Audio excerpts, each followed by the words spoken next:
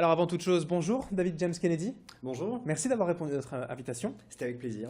Alors c'est votre premier livre, donc Ressac, sorti chez Fleuve Noir, donc il y a tout récemment, je crois le 19 janvier. Le 9 janvier, Le 9 janvier exactement, voilà. Vous êtes pharmacien de métier, lillois d'origine et encore aujourd'hui nordiste. Vous êtes donc nouvel auteur, nouvel écrivain. C'est une passion qui prend le dessus. Ça faisait longtemps que vous souhaitiez écrire? Oui, c'est mon premier roman, c'est un thriller bon, j'écris depuis une dizaine d'années. J'ai commencé à vraiment accélérer il y a 4 ou 5 ans, de façon à donner le roman tel qu'il est aujourd'hui.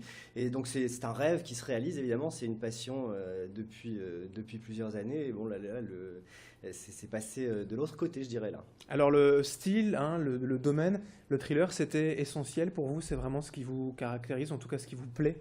Oui, c'est ce que j'aime autant dans les livres que dans les films. C'est une intrigue, du suspense, quelque chose qui se monte, une tension qui est permanente et oppressante et qui va capter le lecteur d'un bout à l'autre. En tout cas, ça aura été mon objectif. Alors ici, en deux mots, l'histoire, donc on est dans le Pays Basque, hein, au bord de la mer, pour Oui. cela que ça s'appelle à Ressac, et puis c'est l'histoire d'un interne dans un hôpital. L'un de ses amis voilà, subit une disparition inquiétante, il va se mettre à enquêter personnellement aussi sur ces disparitions, il va en retrouver même plusieurs. Il y a comme ça plusieurs disparitions dans l'histoire de cet hôpital.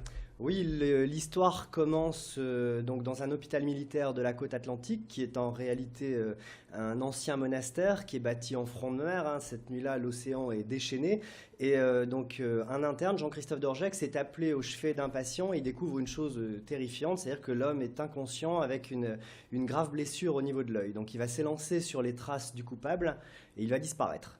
Et c'est l'un de ses confrères et amis, Tom Casti, donc un autre interne, qui va mener l'enquête et qui très vite va s'apercevoir que d'autres disparitions ont eu lieu par le passé, que l'hôpital cache un lourd passé historique, une ambiance de malédiction plane sur les lieux, et son enquête va, comment dirais-je, va rebondir en fait sur l'enquête officielle du lieutenant de gendarmerie Marc Bost, et tous les deux ils ne vont rien lâcher pour aller jusqu'au bout et pour découvrir où est passé l'interne qui a disparu. Alors ça va osciller en permanence entre présent et passé, entre réalité et croyance, et le gendarme lui sera plus sur le versant officiel, hein. Il baignera aussi dans un univers décalé puisqu'on abordera des expériences médicales interdites sans trop dévoiler évidemment. Ouais. Justement, vous parlez donc réalité, croyance, il y a un peu de fantastique puisqu'on parle de malédiction, d'un vieux monastère, donc quand même on met les pieds un peu dans le fantastique là. C'est un thriller réaliste, mais j'ai aimé la toile fantastique en toile de fond, en ambiance de fond. D'accord, en toile de fond, il y a aussi ces personnages, on n'est pas sur une enquête policière directe, il y a aussi une enquête personnelle, quelqu'un qui devient enquêteur. Ça, c'est quelque chose qui vous tenait à cœur? Oui, tout à fait, c'est un médecin à la base. Bon, je suis issu d'un milieu médical, donc c'était facile pour moi. C'était plus facile d'écrire sur quelque chose que je connaissais. Et en même temps, l'interne est dans l'hôpital. Donc il est intimement lié au lieu qui tient une place prépondérante dans toute l'histoire, hein.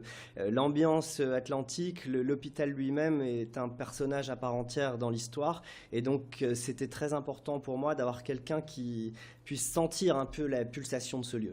Dans votre parcours, quelles références on peut donner aux gens qui nous regardent, des références d'auteurs, de thrillers aussi, qui peuvent s'apparenter à votre style peut-être?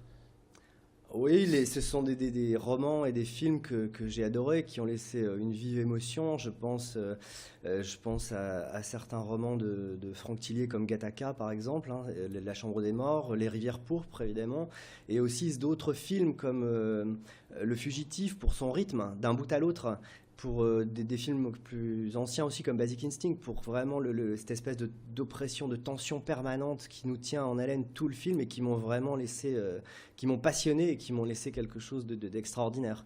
Les références aussi, c'est ça, c'est plutôt des auteurs français, vous disiez Franck Tillier, peut-être Maxime Chatham aussi, d'autres dans ce goût-là, plus que des Américains? Il y a eu des auteurs américains aussi, hein, je pense à Michael Connelly, Créance de sang, ou évidemment Harlan Coben, Ne le dit à personne, ou Disparu à jamais. Tout ça, ce sont des romans qui m'ont vraiment marqué. Alors justement, vous parlez de Michael Connelly, un mot quand même de votre nom, hein, pour tout de suite couper. David James Kennedy, c'est d'origine irlandaise, rien à voir avec John Fitzgerald? Non, ou alors très loin, en tout cas je m'en souviens pas. Ouais. C'est d'origine irlandaise, oui, mon arrière-grand-père était irlandais et il a émigré à Londres tout d'abord. Mon grand-père est né à Londres, il y a vécu jusqu'à l'âge de 10 ans et ensuite la famille s'est établie dans le nord de la France et ne l'a plus quitté depuis. Très bien. Premier livre, Ressac, donc signé David James Kennedy. Peut-être déjà des idées pour le suivant, pour le prochain? Oui, oui, tout à fait. Le suivant est déjà bien avancé, je dirais. Bon, évidemment, vous savez que le premier a plu quand j'ai su qu'il avait été accepté par Fleuve Édition, et ça booste, hein, le turbo se met en marche, et puis on prend confiance, on écrit beaucoup plus rapidement, beaucoup plus facilement aussi, et on évite aussi pas mal d'écueils qui ont été rencontrés durant l'écriture du premier et qui ont rallongé un petit peu le temps. Les premiers retours là pour le livre sorti il y a à peine un mois, mais sont déjà positifs. Oui, c'est un rêve, vraiment. Je suis vraiment très, très, très satisfait, ravi, et je m'attendais jamais à ça. Alors peut-être passer de l'autre côté, mettre la carrière de pharmacien de côté pour devenir auteur à plein temps, ou ça c'est pour plus tard encore?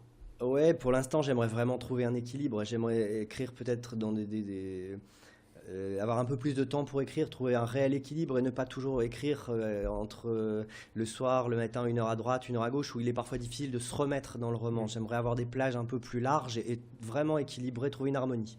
Alors on suivra ça bien sûr. Vous reviendrez certainement donc avec plaisir nous parler du deuxième livre. Le premier s'appelle Ressac, c'est aux éditions Fleuve Noir, il est sorti il y a à peine un mois, signé David James Kennedy. Merci d'avoir été avec nous. Merci à vous, c'était vraiment un grand plaisir.